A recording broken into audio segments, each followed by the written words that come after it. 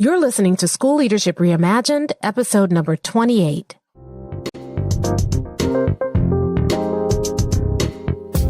Welcome to the School Leadership Reimagined podcast, where we rethink what's possible to transform your school. If you're tired of settling for small wins and incremental improvement, then stay tuned to discover powerful and practical strategies for getting every teacher in your school moving towards excellence. Now, here's your host, Robin Jackson. Hey builders, welcome to another episode of School Leadership Reimagined. I'm your host, Robin Jackson, and today we're going to talk about something we almost never discuss. It's your master schedule. Now, most of us treat our master schedules like a necessary evil. It's something that we just have to get through. I mean, sure, we know it's important, but come on, with all of the staffing equations and the computer software and the deadlines and all the other work we have to do, it's kind of a pain. So that's the obstacle. But here's the opportunity. Your master schedule is one of the most powerful ways that you have to realize your vision, to live out your core values, and to keep your school on mission. So today we're going to talk about how you can transform your master scheduling process from a chore that you kind of dread doing to a powerful, meaningful process that helps you live out your vision, your mission, and your core values, and then also recreate your school culture and keep everybody focused on and achieving your school goals. And by the time you're finished with this episode, you'll know exactly how to rock your master schedule like a builder. But before we dive in, let's talk about Builders Lab for a second, shall we? Because if you're frustrated that you're working with a teacher or a group of teachers who seem to be getting in the way of your achieving your goals this school year right now, then you need to come to Builders Lab. If you're hitting an obstacle and you're stuck and you're trying to figure out how are you still going to be able to achieve those goals that you wrote this summer and how you're going to achieve them this year, you need to come to Builders Lab. Because quite frankly, here's the truth. If you're going to move your school, you have to move the people in it, period. And there are really only 4 ways that you can successfully move people forward. And that's either through feedback, support, accountability, or culture. They're the 4 disciplines of buildership. Well, at Builders Lab, you're going to spend the first 2 days learning how to apply those 4 disciplines to get everybody in your school moving consistently and willingly towards your school goals. Even that teacher who fights you every step of the way, or that teacher who struggles so badly in the classroom that you can already have given up on that teacher. You feel like there's no hope. At Builders Lab, you're going to learn how to leverage feedback, support, accountability, and culture so that you can get everybody moving. And then on day 3 of Builders Lab, you're going to develop a 90-day plan that's going to take everything that you've learned in the 2 days and put it into action immediately so that you can go back to your school, you can get people moving immediately, and you can get people moving towards your goals this year. You don't have to put it off. You don't have to wait. So here's what you need to do. You need to go to mindstepsinc.com/builders-lab and get your tickets today, right now. The more you wait, the more you are going to continue to face the frustration of being stuck and having your school initiatives held hostage by a few people who aren't buying in. But when you make the decision to come to Builders Lab and you get your ticket and you show up, you will find out how to get those people moving so that everybody in your building is focused on your school goals and your vision and your mission. They've all bought in. They're all working consistently towards that. All of your teachers are improving. Everybody is focused in the same direction. The culture that you've been struggling with for years is healed. And now you have a healthy culture where before you had a toxic culture. All of that's going to happen when you learn these tools at Builders Lab. So again, go to mindstepsinc.com/builders-lab and get your tickets today, right now, and then get ready to discover how to get everybody who works in your school or your district on board and moving towards your school goals. That's mindstepsinc.com/builders-lab. And I'll make sure that I put a link in the show notes. Okay, let's talk master schedules. You know, I'll be honest with you. I debated a long time about whether or not I was even going to do a show on master schedules. It's something that we do to support our coaching clients because a lot of times when I walk into a school and they tell me what their school core values, mission, and vision are, I say, okay, let me see your master schedule. And I can tell very, very quickly whether or not those core values, vision, and mission are alive in that school based on looking at a school's master schedule. It's a litmus test. But, it's not a sexy topic. Are people really going to want to listen to a podcast about it?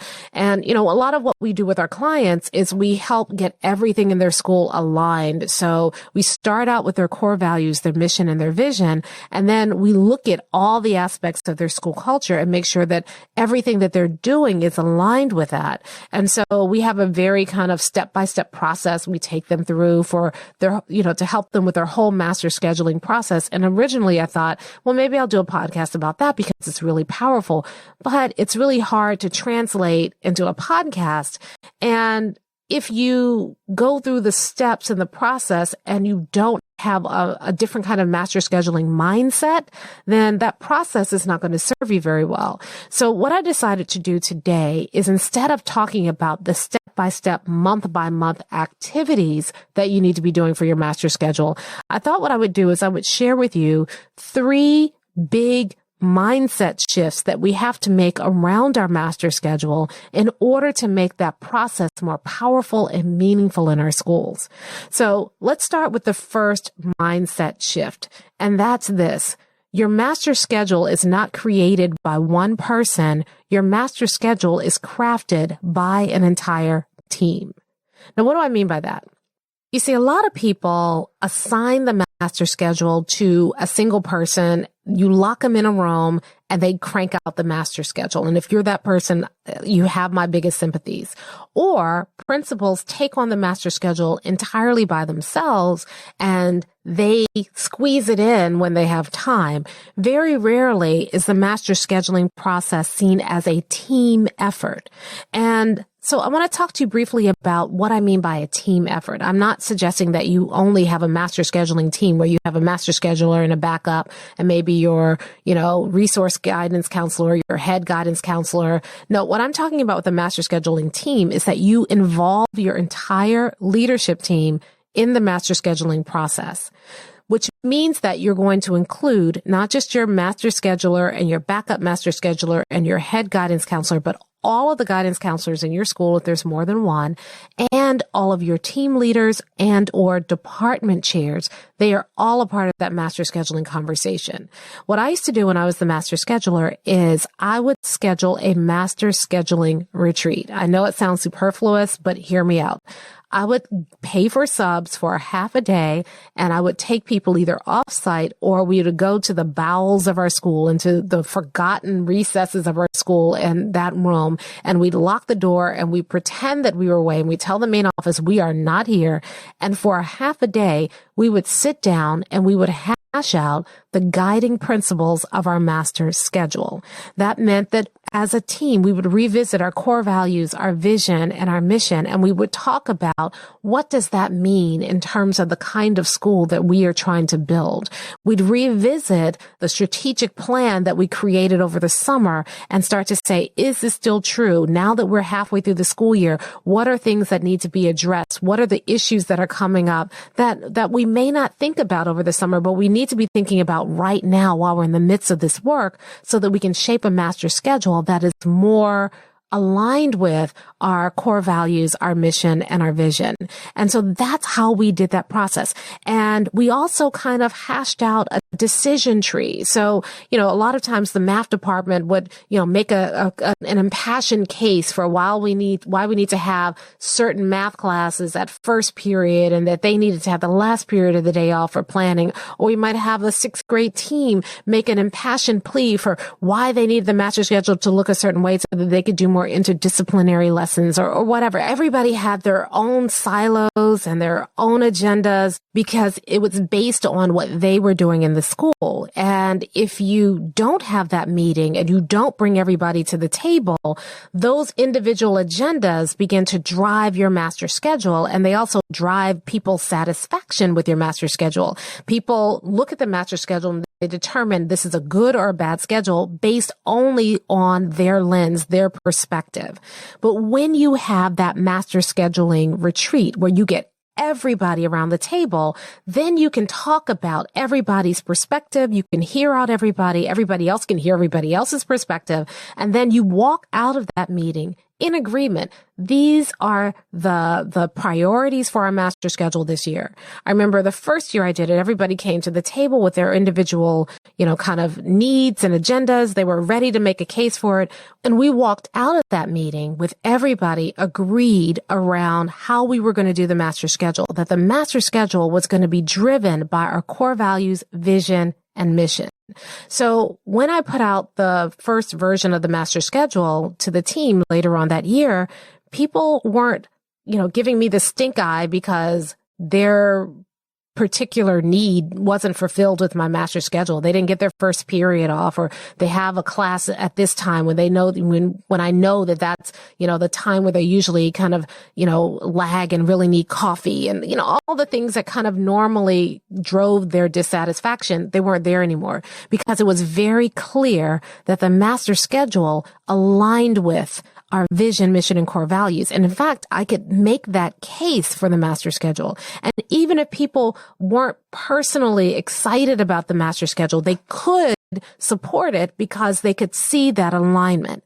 So creating that master scheduling team, getting everybody involved in deciding about what is the decision filter that we are going to use to make decisions around our master schedule can not only help create a master schedule that is in alignment with your core values, vision, and mission, but it can also create a master schedule that everybody understands and can support. So that's the first step. The second mindset shift that we need to make as we're thinking about our master schedules is that we need to let our core values, vision, and mission drive our schedule, not our staffing formulas, not all the other things that normally drive our master schedule. And that may mean that you have to blow up your master schedule, especially if you find that it's not in alignment. We often, when we go in and we're doing consulting with some of our school clients, a lot of times we go in and we ask them their core values, vision, and mission, and then we ask to see their master schedule, and it's so out of alignment that we have to just blow up the master schedule and start all over again. So it's a different way of approaching your master schedule. Most of us approach our master schedules. We get a staffing formula. We look at the staff we have on hand. We look at what we have to teach, and then we just try to make those numbers work. And that's why doing the master schedule can feel so tedious. But when you think about the master schedule differently, when you think about this is the most tangible expression of our core values, vision, and mission, it changes how you do the master schedule. I used to keep the master scheduling board. We had a magnetic board. I kept it in my office, and I kept it right across from my desk so that every time I sat down at my desk, I could look at that master scheduling board and it would remind me about what it was we were trying to accomplish in our school. How many of you can say that about your master schedule? How many of you can look at your master schedule and see what it is you are trying to accomplish as a school laid out in your master schedule just by looking at what classes you're offering when, who's teaching what your scheduling configuration looks like? How many of you can see your core values, your vision, and your mission in your master schedule? If the answer is that you can't, then now is the time for you to be rethinking your master scheduling process. Some of you are going to say, well, we don't have core values, or our core values they're on the wall, but they're not they don't apply anymore. Well, I want to encourage you to go back and listen to an episode. I'll link to it in the show notes. The episode we did on core values as non-negotiables and how you can turn your core values into non-negotiables. Because if you do that, if you go through that process and make your core values non-negotiables, a lot of the decisions that you make become a lot more obvious and clear and defensible because your core values have become something that's really alive in your school, and that extends to your master schedule. What we often do is when we sit down to write the master schedule, we don't use as our first filter, what are our core values? What's our vision? What's our mission when we're making decisions? Let me give you an example so you know exactly what I mean. I remember when I was the master scheduler, one of our big visions for our school was that we really wanted to be true to a middle school model. And that meant that we wanted kids to feel nurtured, that we wanted kids to be in community with each other. We had a very large middle school and we didn't want any kid to get lost. So we were trying to figure out how to do that. And one of the things that is an outgrowth of that core value was that we wanted to make sure that our kids were purely teamed. Now that made it harder because we had some kids in 7th grade who were taking algebra, which meant that they were going to have to take, algebra from a different team because they were in 7th grade and the 7th grade math teachers didn't teach algebra. And there were all of these issues around that. But we kept coming back to how can we keep our kids as purely teamed as possible? And so it created a bigger puzzle for us because we couldn't just kind of throw kids wherever they fit in the master scheduling matrix. We had to be very deliberate about decisions about our kids. But guess what? When we kept to that, we had fewer discipline problems throughout the year. We had kids who were thriving in middle school. We had lots more collaboration and buy-in from the teachers because they were sharing the same kids. I knew my kids better because when I would go to a team meeting, I knew which kids were on the team. So even though I had a ton of kids in the school, I got to know them on a more personal level because they were purely teamed. All of these things happened as a result of making sure that our master schedule was driven by our core values, our mission, and our vision. If we hadn't done that, it would have been a lot harder to live out our core values, vision, and mission throughout the year because our master schedule actually worked against our core values rather than supporting it. So it's really, really important. Yes, it's more of a headache, but guess what? It makes the master scheduling process a lot more meaningful. It's not just about throwing kids into slots in order to fill up all the slots. It's now about tangibly arranging things in a way that's going to support and your core values, your vision, and your mission, and in a way that's going to be meaningful for kids.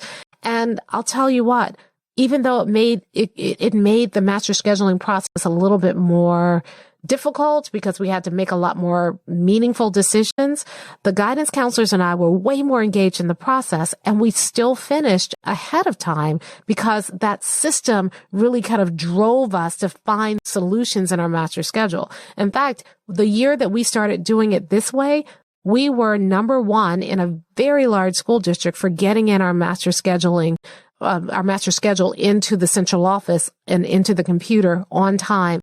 And by the time the kids left, we were probably 95%, straight with our master schedule. And then the last 5%, we hand scheduled those kids. And we started the year very, very strongly because our master schedule was supporting the thing that we were trying to do for our students. So first, make sure that you create a master scheduling team. Second, let your core values, vision, and mission drive your master schedule. And here's my third mindset shift. We need to make the master scheduling process a year-round process. A lot of people go through the first half of the year, look up in December and say, oh, shoot, we have to do some articulation. Let it go. January, they scramble to kind of do some things. Then testing happens and we get really busy. And then we think, okay, well, I'll finish the master schedule after the teachers leave. And then our master schedule is ad hoc, last minute, incomplete, shoddy, sloppy, and it's a mess.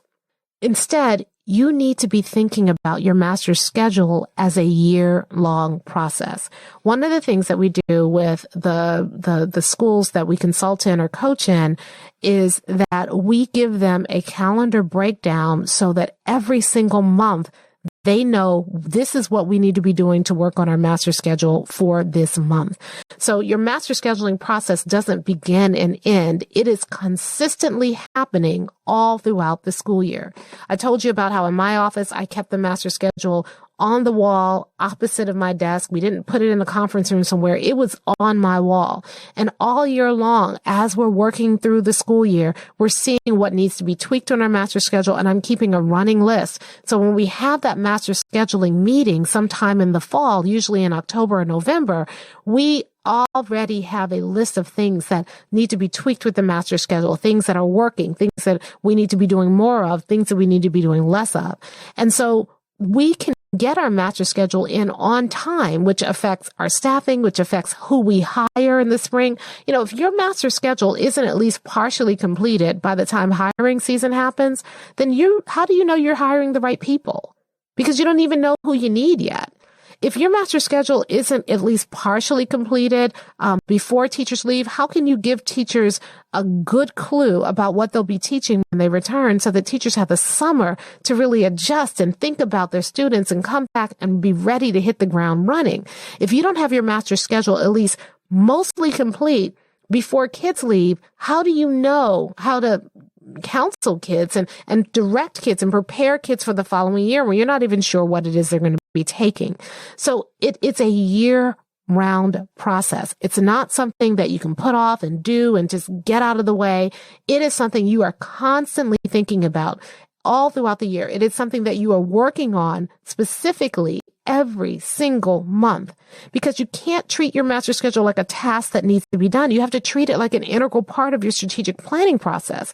What is it that we want to accomplish this year? What is it we want to accomplish next year? How do we arrange our schedule to best accomplish that?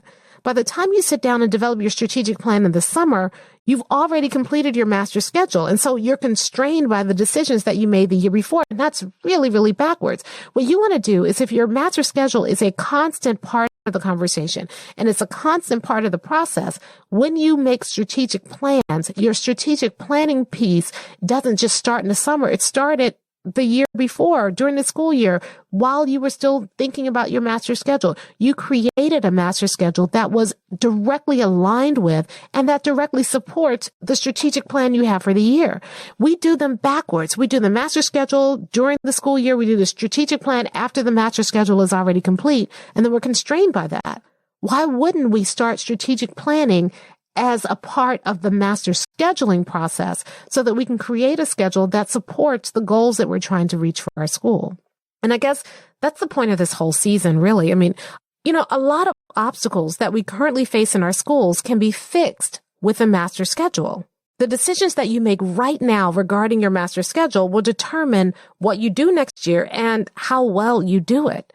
And that means that you need to take time right now to set up a master schedule the right way, a way that aligns with your core values, your mission, and your vision. And that way you can eliminate a lot of headaches that you might normally face next year. Let me give you an example. One of my clients had been struggling for years to get more students into honors and AP courses, but their enrollment was stalled. They'd kind of plateaued.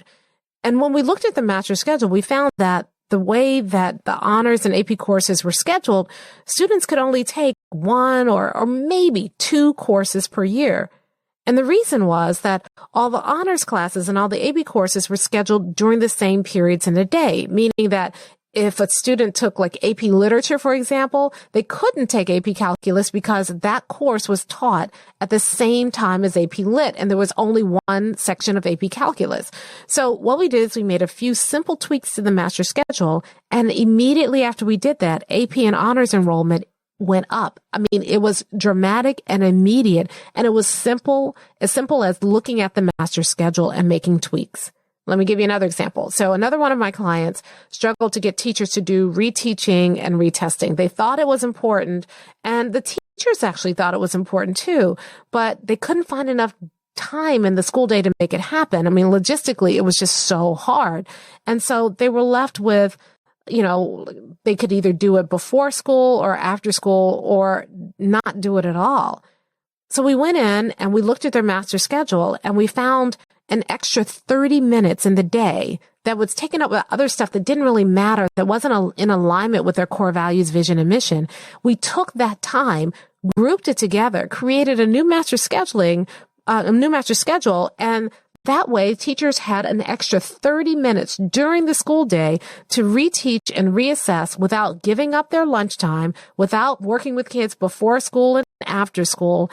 And now they are fully implementing reteaching and reassessment. If you looked at that school from the outside, you might say they're committed to reteaching and reassessment, but they're not doing it consistently. Just changing the master schedule created the space that they needed to do it consistently. And now you could see that they really were committed and they were just, constrained by their master schedule. So here's my point. A lot of obstacles that you're currently facing in your instructional program are a direct result of your master schedule. And the better your master schedule aligns with your school core values and mission and vision, the fewer obstacles that you're going to face in realizing those core values, vision, and mission next year. And it really is that simple. So all season long, we've been talking about turning your biggest obstacles into your biggest opportunities. And so it's fitting in a way that we end this season by talking about your master schedule, because your master schedule is a very good example of why so many of our obstacles exist in the first place. Because if you really look at it, a lot of our obstacles are actually created or at least enabled by us. Think about some of the obstacles we've discussed this season. We've talked about the obstacle of unfocused meetings and lost momentum towards school goals, or the obstacle of teacher resistance, or the obstacle of teachers not implementing our feedback, the obstacle of our own overwhelm and burnout, and the obstacle of stalled initiatives. And you want to know what all of these obstacles have in common? All of these obstacles are preventable. And therein lies the opportunity. The obstacle tells you something's not working. And once you realize it isn't working, you have an opportunity to make it different, to make it better. And that's why next season, I'm going to shift gears a little bit. I'm going to talk about specific ways that you can set yourself up for success from the very beginning so that you don't face as many obstacles in the first place. The idea here is that the better you are at creating and putting into place systems that set you up for success, the less time you spend putting out fires and the more time you spend building your school or your district. Because after all, that's what builders do. They build. And it's hard to build if you're too busy putting out fires, solving problems that are preventable, or tending an antiquated system that no longer reflects your core values, mission, and vision. If you're going to be a builder, if you're going to build an amazing school or school district that truly reflects your core values, your vision, and your mission, then it's not enough to overcome obstacles. You've got to eliminate them. So for now, I want you to enjoy your holiday break, relax, and rest up, because next season, you're going to learn how to set yourself up for success like a builder. Now, before we go, don't forget to get your tickets to Builders Lab. If you really want to find out how to eliminate these obstacles, how to overcome the ones that you're facing, how to get everybody in your school moving towards your school goals, towards your school core values, your vision, and your mission, then you need to come to Builders Lab. And so I want you to go to mindstepsinc.com/builders-lab and get your ticket today. So we're going to take a couple of weeks off to enjoy the holidays and rest up, and we'll be back in mid-January with a whole new season of School Leadership Reimagined. In the meantime, here are two things that you can do. One, you can catch up on all of the past episodes, re-listen to them, or catch up on the ones that you've missed by going to schoolleadershipreimagined.com. Plus, we've got transcripts and show notes and free downloads there. So you just check it out at schoolleadershipreimagined.com. Now, the other thing that you can do, and it would be a huge favor to me, is that you can share this podcast with others. So tweet your favorite episodes, share your favorite tip that you've learned on the episodes on LinkedIn. And for goodness sake, if we are not connected on LinkedIn yet, what are you waiting for? Go to LinkedIn right now. You can find me, Robin Jackson, there on LinkedIn, and let's get connected. So let's get the word out to others about School Leadership Reimagined and this tribe of builders that you and I are building together. And finally, I want to take some time right now to thank you. I want to thank you for spending time with me each week, for taking me along with you on your drive to work, or on your during your workout, or while you're cooking dinner, or wherever it is that you listen to this podcast. I want to thank you for being such an amazing tribe of builders. But most of all, I want to thank you for the work that you are doing for your students.